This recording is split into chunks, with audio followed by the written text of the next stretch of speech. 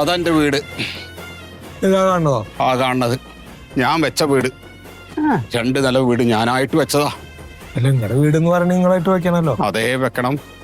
കണ്ട മഞ്ഞപ്പൂക്കളൊക്കെ കണ്ട ചെടി, ഇതെല്ലാം ഞാൻ വെച്ചതാണ്. പിന്നെ ആ മാവുകള്, എത്ര മാങ്ങ എത്ര ചക്ക, ഒരൊറ്റ എണ്ണം ഞാൻ ഈ വർഷം കഴിച്ചിട്ടില്ല. നിങ്ങൾ മരിച്ചില്ലേ? മരിച്ചില്ലേ? കഴിക്കാൻ പറ്റില്ലേ? ജീവിച്ചിരിക്കുമ്പോ കഴിച്ചല്ലോ. ജീവിച്ചിരിക്കുമ്പോൾ കഴിച്ചില്ലല്ലോ. അപ്പൊ നല്ല വിലക്ക് കൊടുത്തു, പൈസ കിട്ടുന്നത് നോക്കിട്ട് കൊടുത്തു, അന്നും കഴിച്ചില്ല.